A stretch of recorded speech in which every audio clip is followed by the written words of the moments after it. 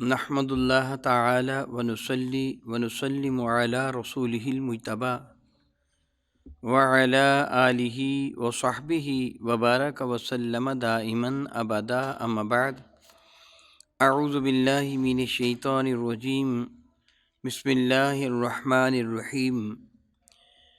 بحمد اللہ تعالی کہ رب ذوالجلال کے احسان اور کرم سے آج آپ کا سبق شروع ہوگا سورۃ الجمعہ شفا کی 8 نمبر آیت شفا سے آگے۔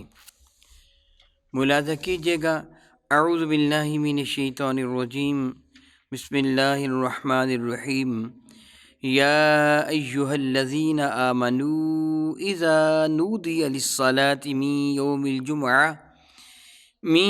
الجمعة فاسعوا الی ذکر اللہ وذروا البیع ذالکم خیر لکم ان کنتم تعلمون۔ یا ایہا الذین آمنوا، اے ایمان والو، اذا نودی للصلاۃ، جب ندا دی جائے، پکارا جائے، اذان ہو نماز کے لیے، من یوم الجمعۃ، جمعہ کے دن، تو فاسعوا الی ذکر اللہ، تو اللہ رب العزت جل وعلا کے ذکر کی طرف دوڑو، وذروا البیع، خرید و فروخت کو چھوڑ دو، ذالکم خیر لکم، یہ بات تمہارے لیے بہت بہتر ہے، ان کنتم تعلمون، اگر تمہیں اس چیز کا علم ہو کہ یہ بات کتنی بہتر ہے، گویا کہ کبھی بھی تم جمعے کا ترک نہ کرو گے۔ بحمد اللہ تعالیٰ ثم الحمد للہ تعالیٰ، اس آیہ مبارکہ میں رب کائنات نے جمعہ کی فرضیت کا اعلان فرمایا اور یہ قانون ذکر فرمایا کہ ایمان والو، جب اذان جمعہ ہو جائے، نماز کے لیے تمہیں بلایا جائے تو خرید و فروخت کو چھوڑ دو۔ اسی بنا پر علماء اکرام یہ اشاعت فرماتے ہیں کہ جب اذان، جمعے کی دوسری اذان مراد ہے، یہاں جو جمعے کی آج کل پہلی اذان دی جاتی ہے، یہ اذان ابتدا میں نہیں تھی۔ میرے اور آپ کے کریم آقا حضور نبی محتشم رحمت عالم صلی اللہ تعالی علیہ وآلہ وبرکہ وسلم نے جب جمعے کا آغاز فرمایا تھا مدینہ طیبہ میں، واقعہ یوں ہوا تھا کہ میرے اور آپ کے کریم آقا حضور نبی محتشم رحمت عالم صلی اللہ تعالی علیہ وآلہ وسلم 12 ربیع الاول بروز پیر میرے کریم آقا قباء شیفا میں تشریف فرما ہوئے تھے۔ 5 ربیع الاول کو حضور سید کون و مکان علیہ السلام مکہ مکرمہ سے چلے تھے اور 12 ربیع الاول کو میرے نبی قباء میں، جو مدینہ طیبہ کے نواحی بستی کا ایک علاقہ قباء کہلواتا ہے، میرے کریم آقا وہاں تشریف فرما ہوئے تھے۔ حضور سید کون و مکان علیہ السلام پیر، منگل، بدھ، جمعرات وہاں تشریف فرما رہے۔ جمعہ کے دن جب سورج خوب بلند ہو گیا تو حضور نبی محتشم رحمت عالم صلی اللہ تعالی علیہ وآلہ وآلہ وسلم مدینہ طیبہ کی جانب میرے کریم آقا روانہ ہوئے۔ رسول رحمت کے معیت میں سینکڑوں کی تعداد میں، یعنی 100 سے زیادہ صحابہ کرام تھے، جو کچھ قباء والے تھے، کچھ مدینہ طیبہ والے تھے، جو رسول محتشم رحمت کون مکان علیہ کو لینے کے لیے قباء میں آئے تھے، کچھ قباء والے تھے جو ساتھ ہی چل پڑے تھے۔ میرے اور آپ کے کریم آقا تاجدار اربوجم شفیع معظم رحمت عالم صلی اللہ تعالی علیہ وآلہ وسلم اونٹنی پر سوار تھے، کچھ صحابہ سوار تھے، کچھ پیدل تھے۔ جب تھوڑا سا فاصلہ طے کیا، میرے اور آپ کے کریم آقا تاجدار اربوجم شفیع معظم رحمت عالم صلی اللہ علیہ وسلم بنو سالم بن عوف کی وادی میں پہنچے۔ بنو سالم بن عوف کی وادی میں پہنچے تو جمعہ کا وقت ہو گیا۔ وہاں میرے اور آپ کے کریم آقا رسول عربی شفیع معظم رحمت عالم نے پہلا جمعہ پڑھایا۔ حضور اکبر رسول محتشم رحمت عالم کے اس پہلے جمعہ سے لے کے سیدنا صدیق اکبر رضی اللہ تعالیٰ عنہ، سیدنا فاروق اعظم کے دور خلافت تک جمعے کی ایک ہی اذان ہوا کرتی تھی۔ ویسے لفظ 2 اذان کہا جاتا ہے، اگر آپ بعض کتب فقہ میں پڑھیں گے تو آپ کو 2 اذان ملے گی۔ یاد رکھیے، یہ اقامت جو ہم کہتے ہیں اس کو بھی اصطلاح میں اذان کہا جاتا ہے، یعنی جو ہم چونکہ اذان کا لفظی معنی اعلان ہوتا ہے، جو اذان ہم لاؤڈ سپیکر وغیرہ میں آج کل دیتے ہیں، کل یہ اذان مینارے پر چڑھ کے دی جاتی تھی۔ مینارہ بنانے کا مقصد یہ تھا۔ سیدنا بلال رضی اللہ تعالیٰ عنہ میرے کریم آقا رسول عربی شفیع معظم رحمت اللہ کی ظاہری حیات مبارکہ میں، جو مسجد نبوی شریفہ کے پہلو میں ایک صحابی کا مکان تھا، اس کی چھت پر چڑھ کر اذان دیا کرتے تھے۔ حضرت عمر بن عبدالعزیز نے منارہ بنایا اور اسی نیت کے ساتھ بنایا تھا کہ اس کے اوپر چڑھ کر اذان دی جائے۔ آج کل لاؤڈ سپیکر ہیں۔ جو پہلی اذان یعنی پہلا اعلان ہوتا ہے وہ پوری بستی کے لیے، پورے علاقے کے لیے ہوتا ہے، اور جس کو ہم اقامت کہتے ہیں یہ بھی اذان ہے۔ یہ دوسرا اعلان ہوتا ہے ان لوگوں کے لیے جو مسجد کے اندر موجود ہوتے ہیں۔ جمعے کے پہلے دو ہی اذانیں تھیں، ایک وہ اذان جو آج کل ہم خطبہ، عربی خطبہ سے پہلے دیتے ہیں، اور دوسری اذان جو ہم نماز سے پہلے اقامت کے طور پر دیتے ہیں۔ سیدنا صدیق اکبر رضی اللہ تعالیٰ، سیدنا فاروق اعظم رضی اللہ تعالیٰ، ان کے زمانہ میں بھی اسی طرح تھا۔ حضرت عثمان غنی کا زمانہ ہے تو آپ نے تیسری اذان کا آغاز کیا جو سب سے پہلے دی جاتی ہے، جس کے بعد پھر علاقائی زبان میں گفتگو کی جاتی ہے، پھر دوسری اذان دے کر عربی میں گفتگو کی جاتی ہے۔ حضور کے زمانہ میں یہ صرف پہلی وہ دوسری اذان ہی تھی کہ جس کے بعد عربی میں خطبہ پڑھا جاتا ہے۔ اس جگہ سے یہی اذان علماء فرماتے ہیں مراد ہے کہ جس اذان کے بعد خطبہ پڑھا جاتا ہے، جب وہ اذان دے دی جائے تو خرید و فروخت حرام ہو جاتی ہے، گناہ ہے اس وقت پھر خرید و فروخت کرنا، نہ خریدا کو جا سکتا ہے نہ بیچا جا سکتا ہے۔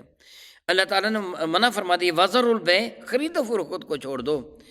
ارشاد میں فَاسْعَوْا إِلَىٰ ذِكْرِ اللَّهِ، اللہ کے ذکر کی طرف دوڑو۔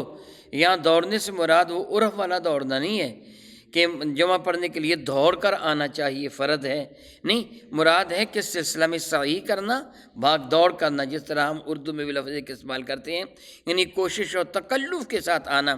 گویا جمعے کی تیاری کرنا بھی اس پہ شامل ہے کہ ایک آدمی غسل کرتا ہے، میرے کریم آقا کی سنت ہے، اچھا دھلا ہوا لباس پہنتا ہے، یہ بھی میرے کریم آقا کی سنت ہے، مسواک کرتا ہے، وضو کرتا ہے، وضو کرنا ضروری بھی ہے، شرط بھی ہے، میرے نبی کی سنت بھی، مسواک کرنا میرے نبی کی سنت، خود کو خوشبوؤں میں بساتا ہے وغیرہ وغیرہ، وہ سارے اعمال جو کہتا ہے وہ اس میں آ جاتے ہیں۔ فَاسْعَوْا إِلَىٰ ذِكْرِ اللَّهِ، اللہ کے ذکر کی جانب سعی کرو، وہ کوشش کرنا، وہ تکلف کرنا، وہ بھاگ دوڑ کرنا اس ضمن میں آ جاتا ہے۔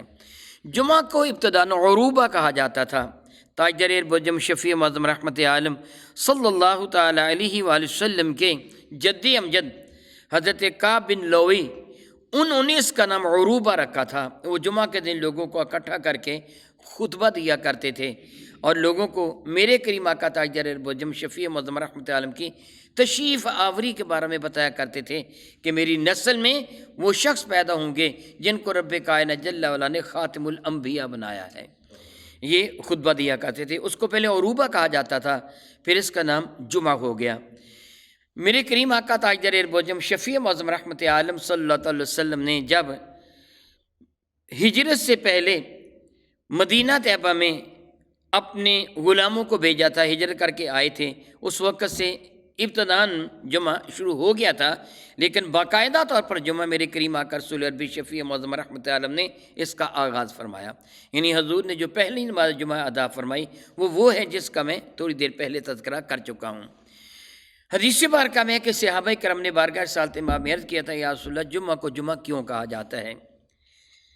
دنوں کی گنتی عربی میں جو عربی میں دن گنے جاتے ہیں وہ دنوں کے نام نہیں رکھے ہوئے ہیں، جس طرح ہم نے دنوں کے نام رکھے ہوئے ہیں کہ پیر، منگل، بدھ، جمعرات، جمعہ، ہفتہ، اتوار وغیرہ نام رکھے ہیں ہم نے، اور انگریزی میں بھی وہ Sunday, Monday, Tuesday, Wednesday, Thursday, Friday وغیرہ وغیرہ، فارسی میں شنبہ، یک شنبہ، دو صبح، شے شنبہ، ہندی میں بھی سوموار، بیروار، اتروار وغیرہ وغیرہ یہ نام رکھے ہوئے ہیں۔ اہل عرب اس طرح نام نہیں گنتے، اہل عرب پہلا، دوسرا، تیسرا دن گنتے ہیں۔ بطور مثال اہل عرب اتوار سے شروع کرتے ہیں، اتوار کو یوم الاحد کہتے ہیں، پہلا دن، اتوار کو یوم الاحد یعنی پہلا دن، پیر کو یوم الاثنین یعنی دوسرا دن، منگل کو یوم الثلاثہ یعنی تیسرا دن، بدھ کو یوم الاربعہ یعنی چوتھا دن، جمعرات کو یوم الخمیس یعنی پانچواں دن۔ آگے جمعے کے لیے وہ یوم الجمعہ کہتے ہیں، چھٹا دن نہیں کہتے بلکہ یوم الجمعہ کہتے ہیں۔ پھر اس کے بعد یوم السبت، پھر وہ ہفتے کو یوم السبت کہتے ہیں۔ صحابہ کرام نے بارگاہ رسالت میں آپ کیا یا رسول اللہ علیہ السلام جمعے کو چھٹا دن کیوں نہیں کہتے؟ پہلا دن، دوسرے دن، پہلا دن کیسے کہتے بھلا بتائیں گے آپ؟ ہاں، پہلا دن کس کہتے ہیں؟ اتوار کو یوم الاحد، اور دوسرا دن پیر کو، تیسرا دن منگل کو، چوتھا دن بدھ کو، یوم الخمیس پانچواں دن جمعرات کو۔ تو عرض کیا گیا جمعے کو چھٹا دن کیوں نہیں کہتے، اس کو جمعہ کو کہتے ہیں؟ میرے اور آپ کے کریم آقا رسول اللہ نے ارشاد فرمایا یہ وہ دن ہے جس دن رب کائنات نے حضرت آدم کی مٹی کو جمع فرمایا تھا، اس لیے اس کو یوم الجمعہ کہا جاتا ہے۔ یہی وہ دن ہے کہ جس دن اللہ تعالیٰ نے حضرت آدم علیہ السلام کی تخلیق فرمائی تھی، یعنی ان کے جسم انور میں اللہ تعالیٰ نے اپنی طرف سے روح کو پھونکا تھا۔ جمعہ کے دن ہی حضرت آدم علیہ السلام کی رحلت مبارکہ ہوئی، جمعہ کے دن ہی حضرت آدم علیہ السلام زمین کی جانب تشریف لائے، جمعہ کے دن ہی اللہ تعالیٰ جل وعلا قیامت قائم فرمائے گا۔ جمعہ وہ دن ہے کہ جس کی ہیبت و عظمت سے اہل زمین و سماوات وہ لرزتے ہیں، بہت عزت والا دن ہے کہ یہ ولادت آدم کا دن ہے۔ میرے اور آپ کے کریم آقا تاجدار عرب و عجم شفیع معظم رحمۃ عالم کے ارشاد گرامی قدر ہے، جمعہ کا دن ایک ایسی گھڑی آتی ہے کہ ایمان والا اپنے رب سے جو بھی مانگتا ہے اس کا رب اس کو عطا فرما دیتا ہے، قبولیت کی گھڑی ہے۔ بعض علماء کرام فرماتے ہیں کہ معلوم ہوتا ہے وہ لمحہ ہے جو حضرت آدم علیہ السلام کی ولادت باسعادت کا لمحہ تھا۔ سبحان اللہ تعالیٰ وبحمدہ، میرے کریم آقا نے جمعہ کو عید قرار دیا ہے کہ جمعہ مسلمانوں کی عید ہے۔ ذرا غور کیجئے، ولادت آدم کا دن ہم ہر 8ویں دن جمعہ کے نام سے مناتے ہیں۔ جمعہ اس کو کیوں کہتے ہیں کہ اس دن حضرت آدم کی مٹی کو جمع کیا گیا تھا، اس دن آدم کی مٹی کو جمع کیا گیا تھا اور حضرت آدم کی ولادت بھی اسی دن ہوئی۔ ہمیں حکم ہے ہم ہر 8ویں دن وہ دن منائیں اور یوم الجمعہ کے طور پر منائیں کہ یہ وہ دن ہے جس دن حضرت آدم کی مٹی کو جمع کیا گیا تھا، ایک یادگار دن بن گیا۔ اور اس کی عزت و عظمت کتنی بڑھ گئی، کتنی بڑھ گئی، کتنی بڑھ گئی۔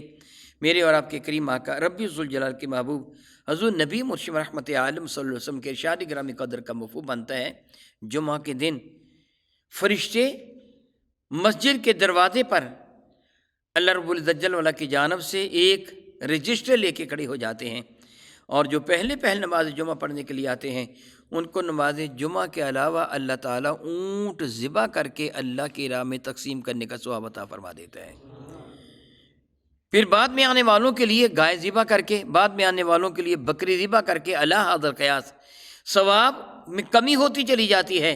اور جب خطیب خطبہ دینے کے لیے ممبر پہ آ کے بیٹھ جاتا ہے، فرشتے وہ اپنے دفاتر سمیٹ لیتے ہیں اور خطیب کا خطبہ سننا شروع ہو جاتے ہیں۔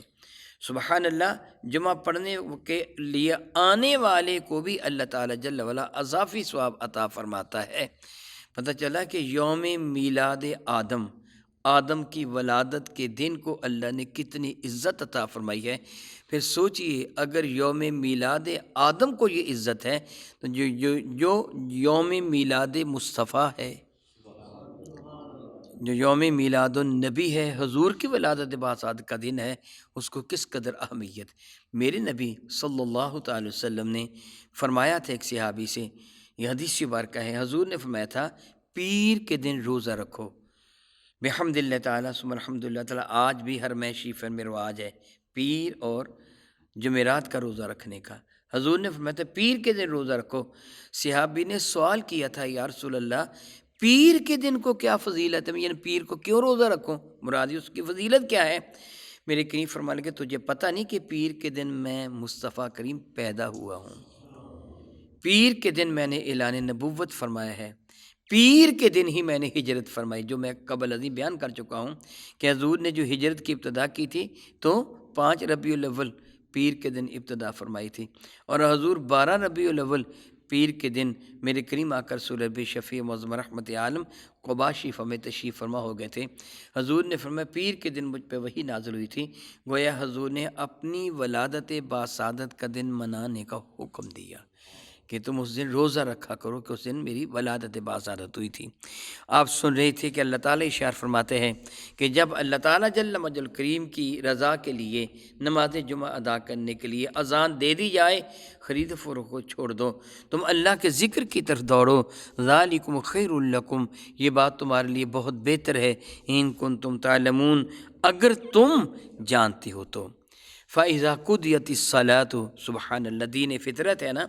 یہودیوں پر اللہ تعالیٰ جل وعلا نے ہفتے کے دن عبادت کو مقرر فرمایا تھا۔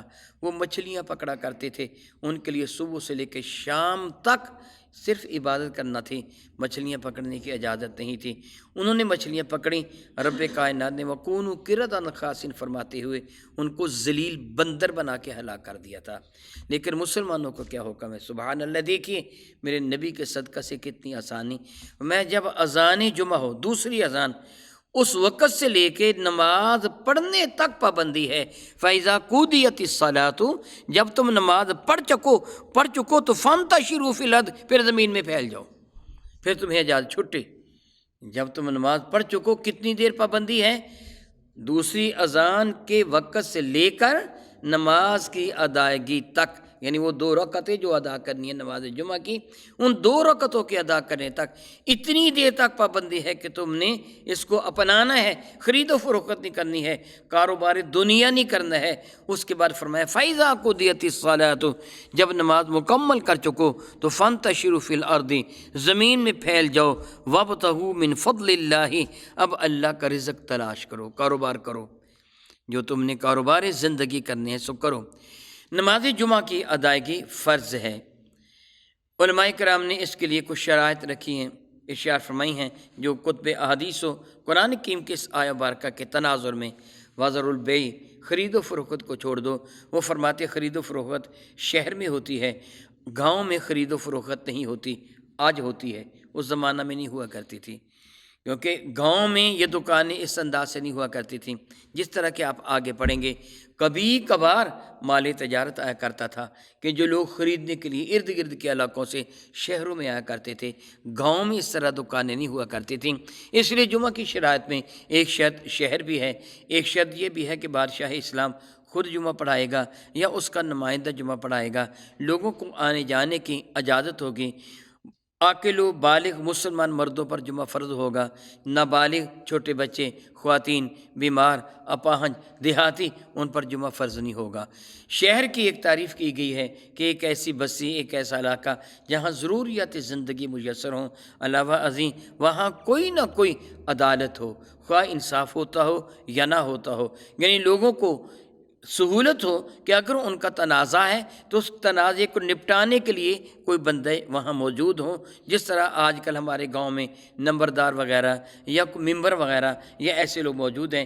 اس بنا پر علماء نے دیہات میں بھی نماز جمعہ ادا کرنے کی اجازت دے دی ہے۔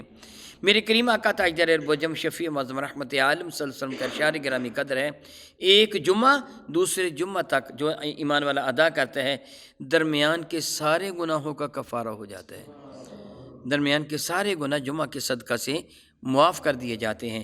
تو اللہ تعالیٰ نے حکم دیا کہ جب تم نماز پڑھ چکو، یاد رکھے جمعے کی پہلی سنتوں کا ادا کرنا بھی یہ ضروری ہے، ادا کرنی چاہیے۔ جمعہ کے بعد میرے کریم آقا نے 4 سنتیں بھی ادا کی ہیں، 2 سنتیں بھی ادا کی ہیں، 2 پڑھے پھر بھی جائز ہے، 4 پڑھے پھر بھی جائز ہے۔ لیکن ہم دنیا میں جو مال و دولت کمانے کے پیچھے لگے ہوتے ہیں، ٹکے ٹکے کی خاطر ہم اپنا وقت صرف کرتے ہیں، بہتر یہ ہے زیادہ سے زیادہ پڑھ لی جائے نماز، 4 سنتیں بھی پڑھ لی جائیں، 2 بھی پڑھ لی جائیں، نوافل بھی پڑھ لیے جائیں۔ فائدہ اس کا کیا ہوگا؟ میرے اور آپ کے کریم آقا حضور نبی مسلم رحمۃ اللہ کے ارشاد گرامی قدر ہے، قیامت کے اللہ تعالیٰ جل وعلا جب بندوں کی نمازوں کا حساب لے گا تو فرشتوں کو حکم دے گا جس کے فرائض میں کمی ہے نوافل سے وہ کمی پوری کر لو۔ اس لیے نوافل کو بلا وجہ یا سنتوں کو بلا وجہ چھوڑنا نہیں چاہیے، شدید مجبوری ہو تو جدا بات ہے۔ اللہ تعالیٰ فرماتا ہے فَإِذَا قُضِيَتِ الصَّلَاةُ فَانتَشِرُوا فِي الْأَرْضِ وَابْتَغُوا مِنْ فَضْلِ اللَّهِ، جب تم نماز مکمل کر چکو زمین میں پھیل جاؤ اور اللہ تعالیٰ کا ذکر نہ اللہ تعالیٰ کا فضل تلاش کرو۔ اور یہ جو ارشاد فرمایا گیا ہے یہ عمل مستحب ہے، فرض نہیں ہے۔ اللہ تعالیٰ کا حکم فرض ہوتا ہے نا، یہاں فرمایا کہ تم زمین میں پھیل جاؤ، ضروری نہیں کہ نماز جمعہ پڑھتے زمین میں پھیل جاؤ اور رزق کمانا شروع کر دو، گویا یہ اجازت ہے، ضروری نہیں ہے۔ تو اللہ تعالیٰ فرماتے ہیں وَاذْكُرُوا اللَّهَ كَثِيرًا، اور کثرت کے ساتھ اللہ تعالیٰ کا ذکر کرو، یعنی عام دنوں میں بھی تو کرتے ہو لیکن جمعہ کے دن کثرت کے ساتھ ذکر کرو۔ یہی سبب ہے کہ بعض مساجد میں الحمدللہ آپ کی مسجد میں بھی جمعہ کے بعد بھی اہتمام ہوتا ہے، درود و سلام پڑھنے کا اہتمام ہوتا ہے، ذکر و اذکار کا اہتمام ہوتا ہے۔ آج کل میں کرونا کے زمانے سے لے کے آج تک میں یوں کرتا ہوں کہ جمعہ کے دن بیٹھ جاتا ہوں، بعد میں سوالات کے جوابات دیتا ہوں، گویا وہ بھی اللہ کا ذکر ہے۔ اگر کوئی بندہ کاروبار وغیرہ کرتا ہے تو دانائی کی بات یہ ہے وہ جو ایک جملہ کہا جاتا ہے پنجابی میں، ہاتھ کار والتے دل یار وال، یعنی آپ کام بھی کریں اور اللہ کا ذکر بھی کرتے رہیں۔ میرے نبی علیہ السلام کا ارشاد گرامی قدر ہے، جمعہ کے دن کثرت کے ساتھ درود پاک پڑھو۔ جمعہ کے دن حاضر کیا گیا ہے، یعنی بالخصوص تمہارا درود میرے دربار انور میں پیش کیا جاتا ہے، تو جس قدر زیادہ سے زیادہ ہو سکے جمعہ کے دن درود پاک پڑھنا چاہیے، اللہ کا ذکر ہے۔ فرماتا ہے وَاذْكُرُوا اللَّهَ كَثِيرًا، کثرت کے ساتھ اللہ تعالیٰ کو یاد کرو، ذکر کرو، لَعَلَّكُمْ تُفْلِحُونَ، سبحان اللہ سبحان اللہ، کیوں یاد کرو؟ تاکہ تمہیں فلاح میسر آ جائیں۔ پتہ چلا کثرت سے ذکر کرنے والوں کو اللہ تعالیٰ کامیابی عطا فرمایا کرتا ہے۔ فرماتے ہیں وَإِذَا رَأَوْا تِجَارَةً أَوْ لَهْوًا انفَضُّوا إِلَيْهَا وَتَرَكُوكَ قَائِمًا۔ میرے اور آپ کے آقا تاجدار ارب و جم شفیع معظم رحمت عالم صلی اللہ تعالیٰ علیہ وآلہ وسلم نماز جمعہ ادا فرمانے کے لیے مسجد میں تشریف فرماتے۔ صحابہ کرام بھی کشا کشا مسجد نبوی شریفہ میں حاضر تھے کہ ایک قافلہ مال تجارت لے کے آ گیا۔ مال تجارت لے کے قافلہ روزانہ نہیں آتا تھا، ہر ہفتے نہیں آتا تھا، ہر مہینے نہیں آتا تھا، دیر میں بعض اوقات کتنے ماہ گزر جاتے، کوئی قافلہ آتا سامان لے کر، گندم لے کر وغیرہ وغیرہ دوسری اشیاء لے کے آتا، اور وہ اپنے ساتھ خواتین کو لے کے آتے تھے، ناچنے گانے والیوں کو ڈھول وغیرہ لے کے آتے تھے۔ جس طرح ایک میلے کا سما ہوتا ہے ایسا وہ سما بن جاتا تھا۔ لوگ پھر وہاں جاتے، انجوائے بھی کرتے اور وہاں سے مال و دولت بھی خریدتے، نہ مال و دولت بلکہ یعنی جو مال غلہ وغیرہ وہ خریدتے، اور بیچنا ہوتا جو کچھ بیچتے بھی وہ یا باقاعدہ بازار لگتا، اور دلچسپی کی خاطر وہ ڈھول وغیرہ بھی ہوتا، خواتین بھی ہوتی، لہو و لعب کھیل کود کا سامان بھی وہاں موجود ہوتا۔ میرے کریم آقا مسجد نبوی شریفہ میں تشریف فرماتے، صحابہ بھی حاضر خدمت ہے کہ شور اٹھا قافلہ آ گیا ہے اور وہ غلہ وغیرہ لے کے آیا ہے۔ مدینہ طیبہ میں گندم نہیں ہوتی تھی، جو وغیرہ ہوتے تھے، وہ باہر سے بھی بہت سے جو آتے تھے، گندم بھی آتی تھی، دیگر اشیاء بھی آتی تھیں۔ تو جب یہ اعلان ہوا یعنی ڈھول وغیرہ بجے، لوگوں کو پتہ چلا کہ قافلہ آ گیا ہے، تو وہ لوگ جو مسجد میں موجود تھے صحابہ کرام رضوان اللہ اجمعین، اللہ تعالیٰ بہت بے شمار رحمت نازل فرمائے میرے نبی پر اور میرے نبی کے صحابہ اور اہل بیت مصطفیٰ پر۔ صحابہ کرام نے یہ خیال کر کے کہ ہم مسجد میں جب جمعہ پڑھ کے فارغ ہو کے جائیں گے تو مال تو بک چکا ہوگا، ہمیں کیا ملے گا؟ ہمارے پاس ان مال باز نہیں ہے، ضرورت تھی ان کو، اس لیے انہوں نے میرے کریم آقا رسول عربی شفیع معظم رحمت عالم کو مسجد میں چھوڑا، اور بعض احباب مسجد سے نکل گئے تاکہ مال تجارت کو خرید سکیں۔ ان کو ضرورت بھی تھی، یہ نہیں کہ صحابہ کرام ویسے ہی نکل گئے، ضرورت بھی تھی، لیکن اللہ رب العزت جل وعلا نے ارشاد فرمایا وَإِذَا رَأَوْا تِجَارَةً، جب انہوں نے تجارت کو دیکھا، او لہون یا کھیل کود کے سامان کو، جس طرح ابھی میں نے پہلے بیان کیا ہے، وہ کھیل کود کا سامان اس لیے لے کے آتے تھے کہ لوگ کثرت کے ساتھ کھیل دیکھنے کے لیے، ناچ گانا دیکھنے کے لیے آئیں گے اور چیزیں بھی بک جائیں گی، لوگوں کو اکٹھا کرنے کا ایک طریقہ۔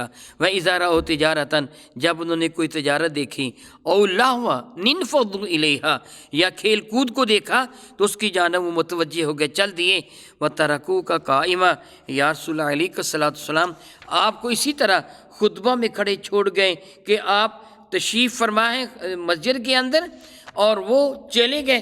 بعض روایتوں میں ہے کہ چند 10-12 بندے رہ گئے، باقی چلے گئے، یا واللہ تعالیٰ علم، حقیقت حال سے اللہ تعالیٰ واقف ہے۔ رب کریم نے اشارہ فرمایا کہ وہ ترکو کا قائمہ، اور آپ کو خطبہ میں کھڑا چھوڑ گئے۔ اس سے جملے سے پتہ چلا کہ کھڑے ہو کر خطبہ دینا سنت مصطفیٰ ہے، کوئی سا خطبہ بھی ہو، حتیٰ کہ نکاح کا خطبہ بھی کھڑے ہو کر دینا سنت ہے، بیٹھ کر دیا جا سکتا ہے۔ جس طرح آپ نفل بیٹھ کر پڑھیں تو نماز نفل ہو جاتی ہے، کھڑے ہو کر پڑھیں تو زیادہ ثواب ہے۔ کوئی بیٹھ کر بھی نکاح کا خطبہ دے تو ہو جاتا ہے، کوئی نقص نہیں آتا، لیکن کھڑا ہو کر دے گا تو ثواب زیادہ ہو جائے گا۔ خطبہ کھڑا ہو کے دیا جاتا ہے۔ میرے کریم آقا کھڑے ہو کے خطبہ ارشاد فرماتے تھے۔ اللہ تعالیٰ فرماتے ہیں کل یا رسول اللہ، ان کو ارشاد فرما دیجئے ما عند اللہ خیر من اللہ ومن التجارہ، جو اللہ کے پاس ہے وہ تجارت سے بھی اعلیٰ ہے اور کھیل کود سے بھی اعلیٰ ہے۔ معلوم یہ ہوا کہ جب خطیب خطبہ دے رہا ہو پھر ادھر ادھر نہیں جانا ہے، بیٹھ کر اس کا خطبہ سننا ہے۔ اللہ تعالیٰ نے چیز سے اظہار ناراضگی فرمایا، حالانکہ خطبہ کے بعد جماعت تھی نا، سرکار تو خطبہ ارشاد فرما رہے تھے نا۔ میں تھوڑی سی وضاحت کر دوں۔ حضرت عثمان غنی کے زمانے میں جو یہ اذان دی گئی، جو آج کل ہم سب سے پہلے دیتے، جس کے بعد عام طور پر علاقائی زبان میں تقریر ہوتی ہے، ہم اپنے علاقائی زبان میں گفتگو کرتے، تقریر کرتے ہیں۔ میرے کریم آقا کی مادری زبان عربی تھی، حضور نے عربی میں ہی تقریر فرمائی ہے۔ جو دوسرا خطبہ ہے نا وہ عربی کے اندر ہی ہے، اور یہی مسنون ہے۔